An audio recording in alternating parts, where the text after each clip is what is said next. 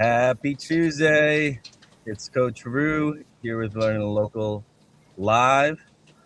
It's week 4 of the Learning Local Challenge. Make it happen.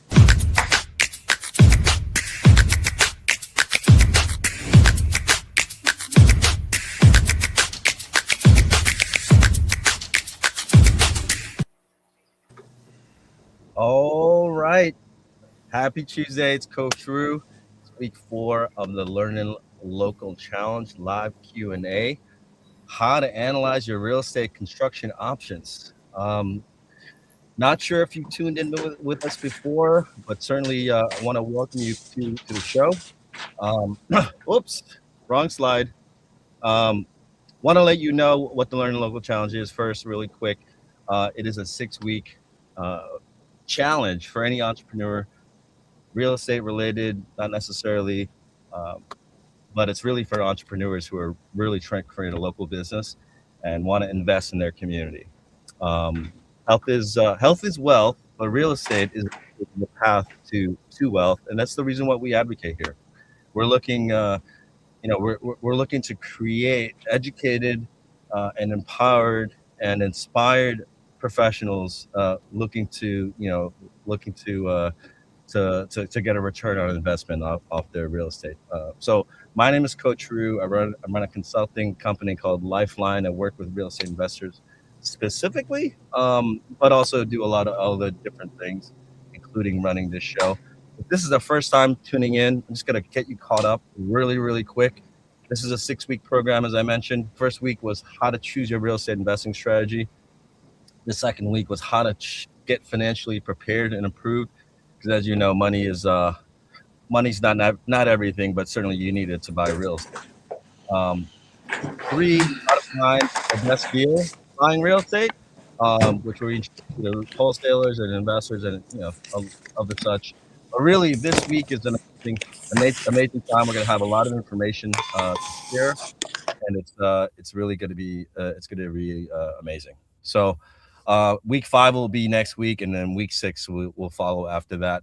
We'll tell you a lot more about this. Learning Local Challenge is something that I'm creating, but it's not just about learning how to be in real estate. It's about being in the real estate.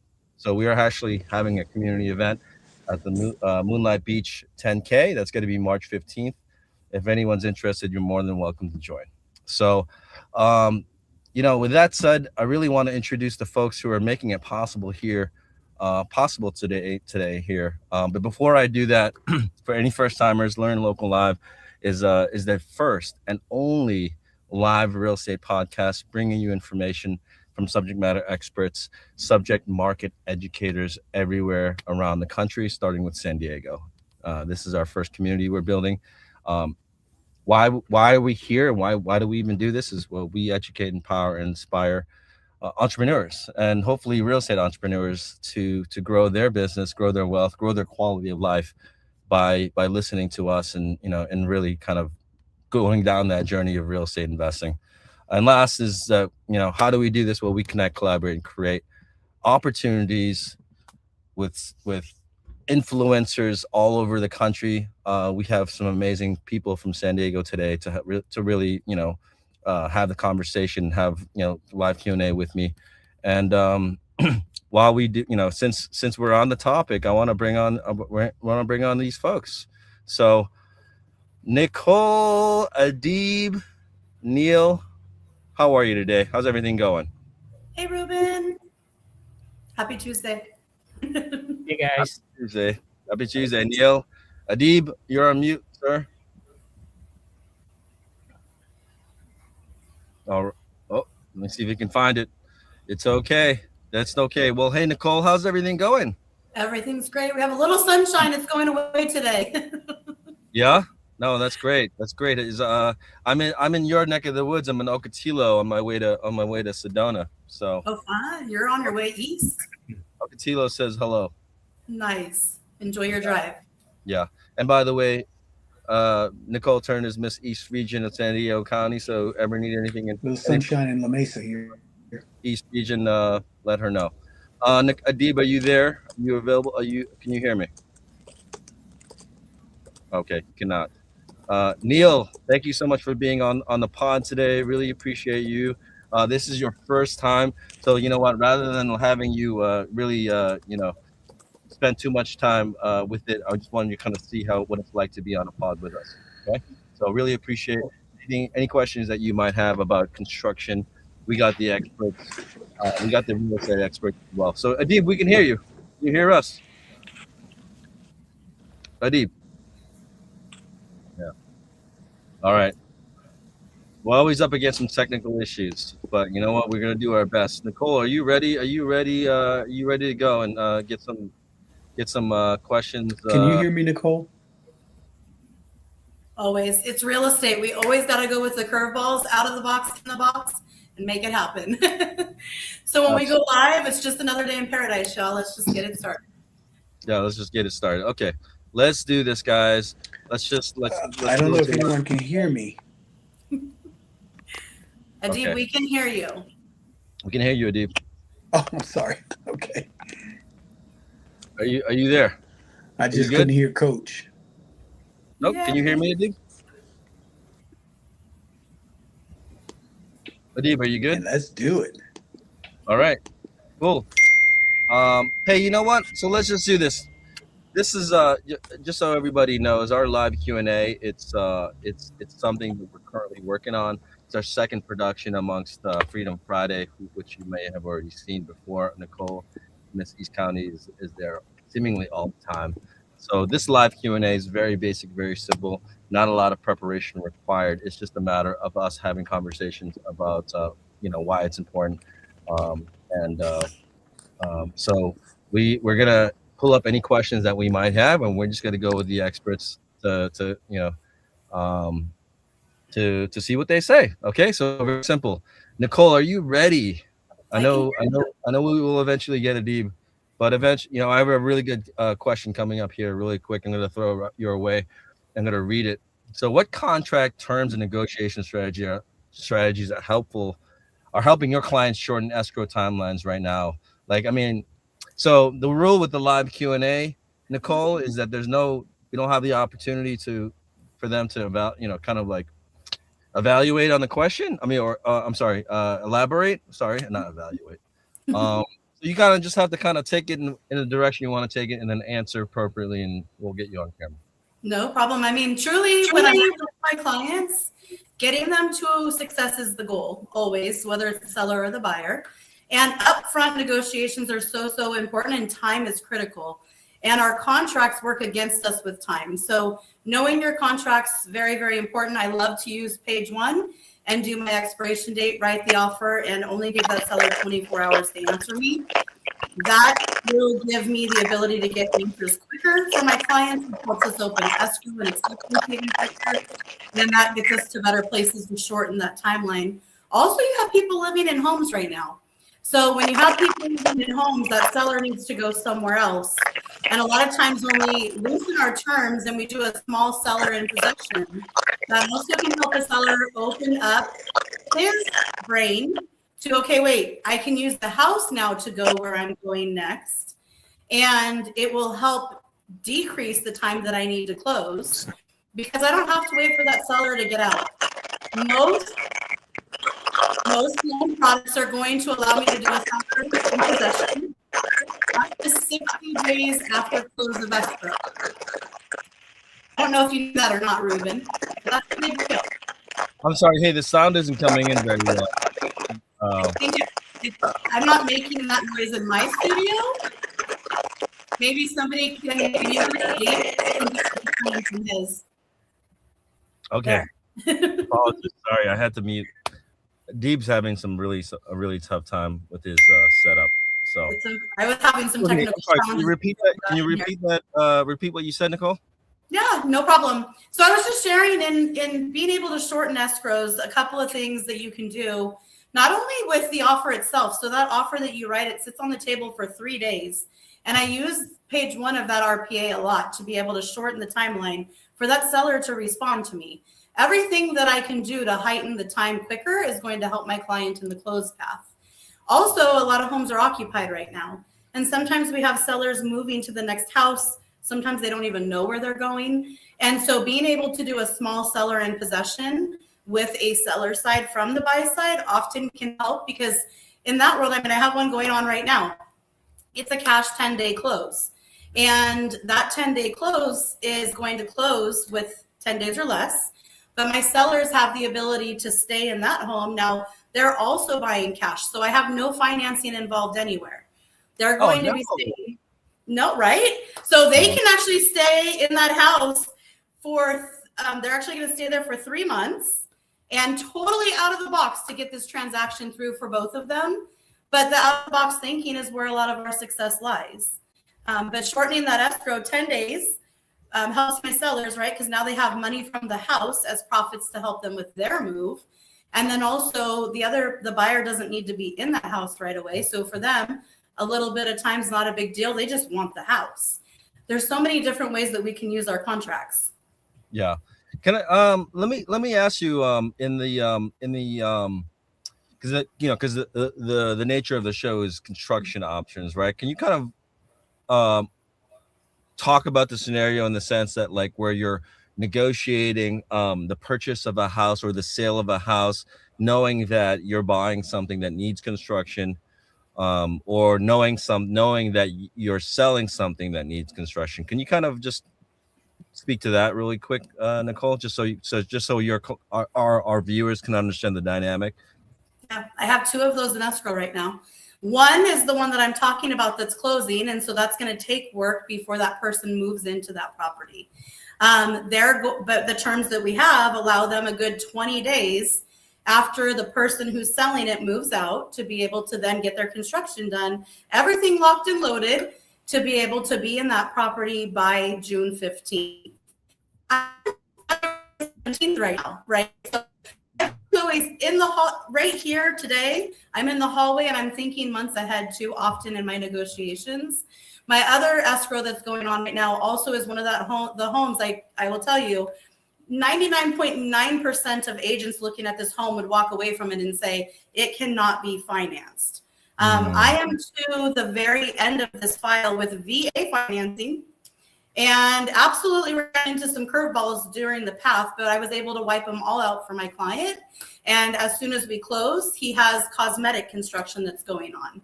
So not rebuilding the house on that one, but cosmetics do matter. And so to be able to paint the whole house, get the floors to where they need to be, rebuild the front porch and things like that we have planned, as well as scraping about 2 acres of the 3 acres that he's gained. Ready for this? Under 400,000 in San Diego County. Wow. A lot of fun. That's like a unicorn. It is a unicorn, but I love finding them. Yeah.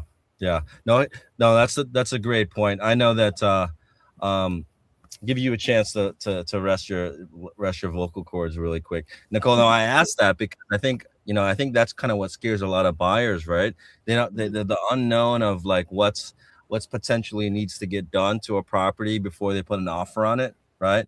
And then if I was a seller and I knew that I needed to sell, having to talk to 10 different people about on an opinion about how much work I need to get done before I decide that I'm going to, like, put it on the market to list. You know what I mean? So it's a different kind of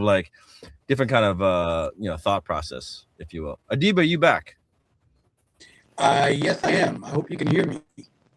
Okay, perfect. Well, let's just try real quick because we have a question for you, really quick. Okay, very choppy, but go ahead. Okay, move. Adib, but one thing I promise you is that when I next time I'm gonna evaluate your whole tech setup. You need some. Yeah, I need to log in that department. I'm a coach, but I'm also an IT nerd, so I'm well qualified to. By the way, my first job out of college, after 9/11, was at Best Buy, and that was the best job that I could get at the time. Nice. It was at Best Buy, literally. Oh, nice. Shoot. Yeah. So anyhow, hey, Adib, really quick, we got it, man. I don't know really quick. Adib happens to be on construction sites all the time. I know that you're not on the one, but it's all good. So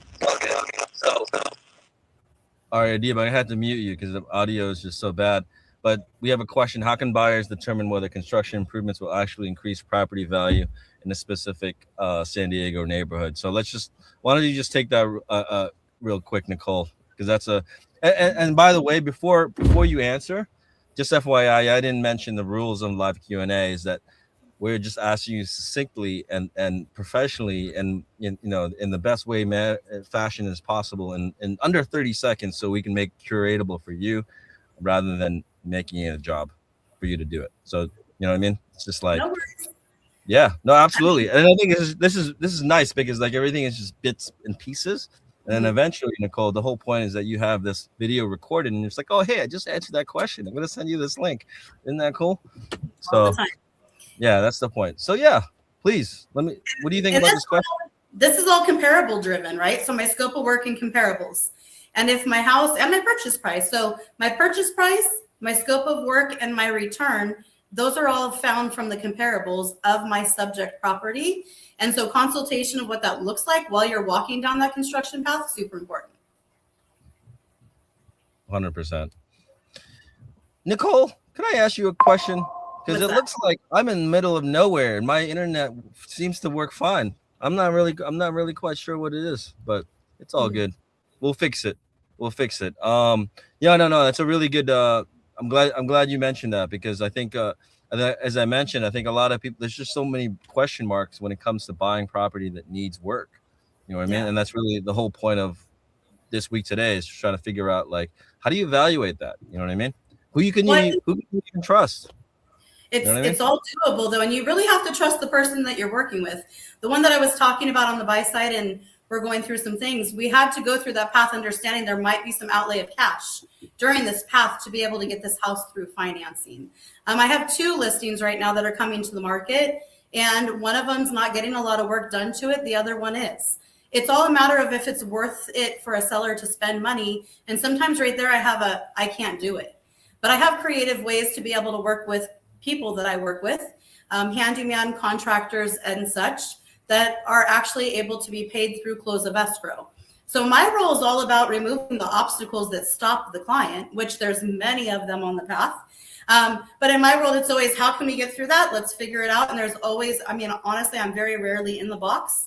I'm very often outside of the box, but meaning, paying people through close of escrow, that makes multiple calls to multiple people to find the good people that will do that for your clients. Or on the buy side, I don't have the ability to do that. Does it make sense? And I don't want that seller living in my house after close of escrow. So we have to talk about that. But like even with a seller in possession of my house after close of escrow, sellers shouldn't be worried about that either because it's an escrow holdback. I can put $10,000 in escrow, close, and now that becomes kind of an ante that makes the seller go.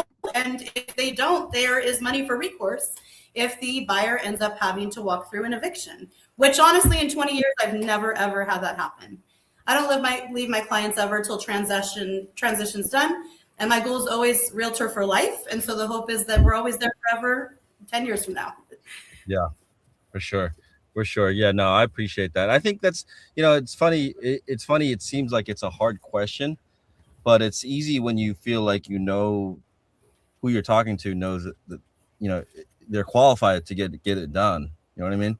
Because I think if I were to ask the same question to someone who just might not be as experienced and qualified as yourself, like I might have to get this kind of like back and forth answer that requires 2 meetings and 3 phone calls. So it's just amazing to be able to do that right now and kind of like straighten that out. And that's the purpose of what we're doing. What we're doing this, Nicole, is that for the very reason that a consumer can look at you and hear you answering this question and trust that you're the right person to get it done. I mean, it's game over for everybody else as far as I'm concerned.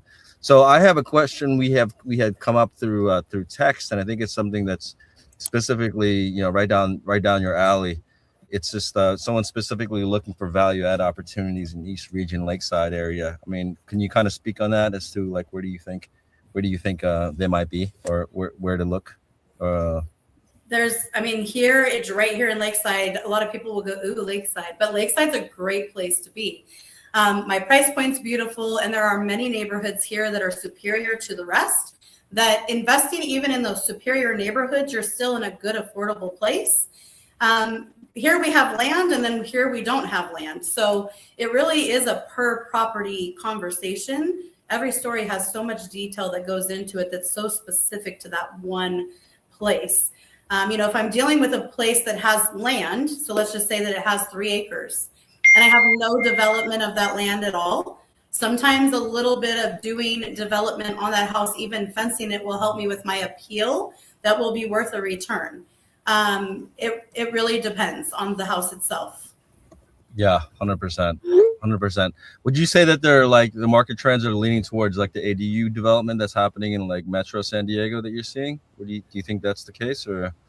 East County, I'm not seeing it as much, but that's just because East County, I don't have as many neighborhoods that are driven around transit. So like Santee and El Cajon will probably be a place where I see more of that development before I see it in Lakeside. Right. And Those ADU tenants aren't typically like they're using public transportation typically, right? Is that where you're kind of? Well, no, just because if I talk about like the SDSU area, SB 75 allows us to build in some of those areas from an investor standpoint that make a lot of sense. And there's not as many of those areas out here in Lakeside, or even if I went to Alpine. Rental demand here. So, people staying even longevity in those rentals, there's a lot of demand there for that need here in the East County. Yeah, I got it. No, I really appreciate that that intel. I want to get Neil involved. Neil's not a real estate agent, but he is involved in real estate, and we did have a question come in to Neil. Neil, I want to kind of let you the spotlight here. Everyone's wondering whether you're in real estate. You're obviously on this show. So, what's your involvement in real estate, Mr. Neil? Not particularly like directly in real estate, but I did actually, a project way back, like back in the Philippines, was trying actually to, jump into the development, industry. So it's playing like a small subdivision. No, I'm not talking about that. I'm talking about now. What are you doing now in real estate? No. So right now, I'm doing actually tech. So I'm building this community-based platform wherein service providers actually can connect, and I've been having discussion with sharing this with Ruben for quite a while, and one of his friends also in Boston. His name is Art. So it's more on like, for example, in real estate, there's multiple service providers, and probably they wanted the platform actually just to connect communities and the service providers and bring it together actually on that particular platform, make it easy for them, make it connected, and then take it from there. Perfect. Well, you heard him, Nicole. That's essentially what we're trying to do here in LEARNin Local. So what I've told Neil specifically is that because you had approached me about this project and you had described it where it's like a real community base. So imagine, Nicole, you have a 1,000-unit rental community, like in a condo community, for instance. What I had mentioned to Neil is that specifically looks like what he's trying to do is connect these 1,000 residents in such a way where they, at a push of a button, they can get anything they want. So it's like essentially you're creating this ecosystem for those residents, much like what you see in San Diego happen currently, Nicole, where it's like it's all lifestyle involved, right? Everyone is kind of like in the same like eco bubble, if you will. And I told Neil specifically, I'm like, hey, I see that happening, but more so in pockets, but you have to meet the real estate people to make it work, because those guys, they're Nicole, for instance, that she's a 20-year broker in the business doing a lot of deals, and she just doesn't have have the time to work with people who are not serious about what she does. You know what I mean? So this has to be this leveling up of networks, and so to speak. I actually posted this in the school where it's a K-shaped, where we're working with this K-shaped economy. A lot of those, a lot of influencers like Nicole, who are using AI, who are using their brand, who are using their personal image to create new opportunities. She's going to be on that upswing of the K economy, whereas the rest of the realtors and those who don't use the technology are really like going to get the scraps. You know, and I've already said this to Nicole, and I say this to her all the time. Just a reminder is that you only need one person to buy a house. If you have a video, you don't need Yeah. a million people to buy the house. You just need one. So like, social media is almost not fit for real estate. Live media is way better, right? Because we're talking about these questions people have that Nicole gets to answer. Adib would be here if he could. It's just technology's in the way. But you know what I mean? Like, rather than me getting this information from people who just are not equipped to provide it, we're literally like letting all the players, play the A game, so to speak. And that's the whole Well, point of you brought something up really cool, because creative living is definitely here. And so even if I'm dealing with an owner and they say I need to get $6,000 a month rent, well, I have a 4-bedroom home, and if I rent just that 4-bedroom home, I may not be in an area where I'm going to pull $6,000 from just renting that 4-bedroom home. But if I split up those 4 bedrooms and I rent them all individually through our property management here and create rules for the house and space in a co-live, I can easily derive $6,000 by renting each of those homes, the rooms out in that home, as long as my location lets me, which a lot of them do in San Diego County, at $1,500 a month, and pull in that dollar for that owner. I don't know if you've seen it on YouTube yet, but I was watching this the other day, a guy on the East Coast. It's pretty cool. And it's totally the co-living situation. They're actually going to homes that are dilapidated, helping people out with distress situations, bringing in, this is crazy, a homeless person to be the co-captain of the house and the co-owner of the house. They are taking those rooms and they are dividing them up and putting 2 or 3 beds in them. And the person that was homeless is now a co-owner, and they're keeping their overhead down because now they have vested interest in the house operating it. And I watched them and I went, oh, wow, that is crazy. So my head always goes to like, where's the liability? Where's the risk, right? But when I saw that, I thought, oh, goodness. Where are they getting, who are they encumbering? He's on the East Coast. I just ran into him yesterday or the day before. If you have the article, please share it. We got to talk about that. I'll send it through school. I saw it and I went, it's in my history of YouTube. I got my attention and just went, that is such a cool idea. Why aren't we doing that in San Diego? Just from an investment standpoint, there's so many positives to that. And there's so many people that are struggling with affordable housing right now. Yeah, 100%. One of our missions at LEARNin Local to solve, by the way. So really quick, I just wanted to mention that too, is because I think, Neil, New York is a very unique type of place because, at the end of the day, like you don't have to leave the borough, and you have so much more business than most cities and states. You know what I mean? I mean, you have one high-rise tower, and that's literally could be like the one client that you only need because that high-rise has 500 units. And now you created this software where basically, and it's different. It doesn't matter whether it's multifamily or whether it's condoized, because you actually use the HOA contract to basically determine the lifestyle that these residents have, and you just use that software to literally connect them all together. So the point being is that, like, I think it's great that you can absolutely contribute to what we're doing here. Except you really have to find the players like Nicole to be introduced to those property managers. You know what I mean? Like you're not. I think creating a network within a city is something that we're already doing. Pretty soon, Nicole is only going to be the only person getting lakeside business. And I'm going to make sure of that. But you know what? Hey, since we're having so many technical difficulties, I'm going to cut the live Q&A short to 30 minutes, really, you guys. But I really appreciate it because your time is precious, and I don't want to, certainly don't want to, having have a subpar experience. Certainly not for Nicole. My standards are way too high for her. So you're so sweet. I will tell you the one thing before we get out of here. In my role of fear, I deal with every single day with my clientele. And I think the best place, and even with my agents, it's the best place to be able to say, like, I can take all the fear off your path.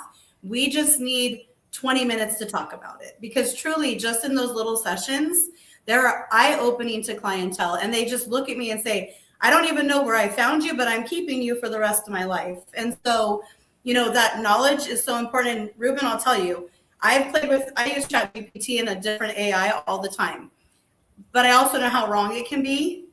And so in the world of real estate, when I'm dealing with my biggest asset in the world, I would never, ever use AI to actually completely do my path.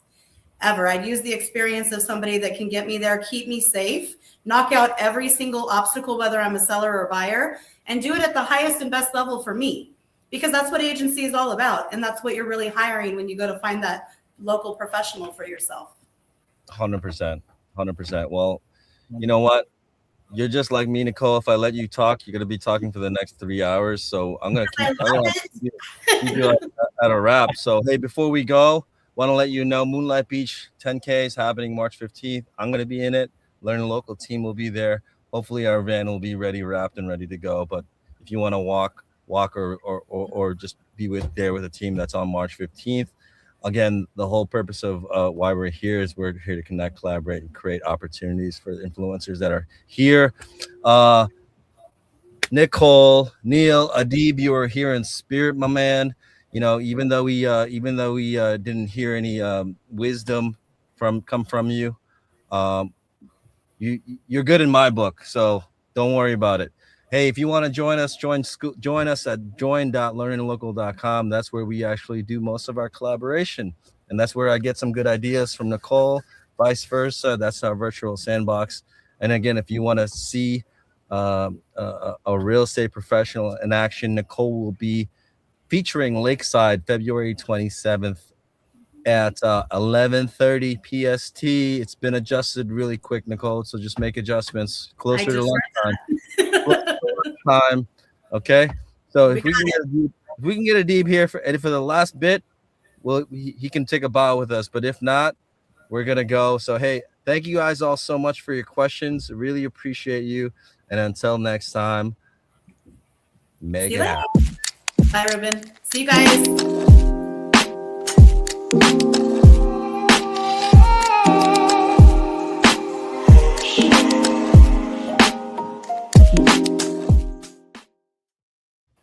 Hey. Hey. No, we can hear you. Now What? I'm back. Oh, my man.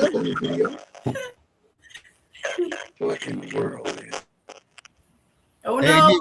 Adib, I'll call you, Adib. Yeah, call me. Thanks. Well, that was fun, Ruben. I appreciate being able to try that and have fun with it. No, that's going to be fun. We're going to be doing that a lot more because I'm in the middle of nowhere and I can get service. And as soon as he just logged off, now you're moving. That was weird because the entire show, Ruben, you were frozen in my world. Are you serious? Yeah, so when I'm talking, I'm like, I hope he can hear me. Nicole, all I got to tell you, and I think you understand by now, is like I just have to figure out how to account for everyone else. Right now. Oh, shoot. Sorry.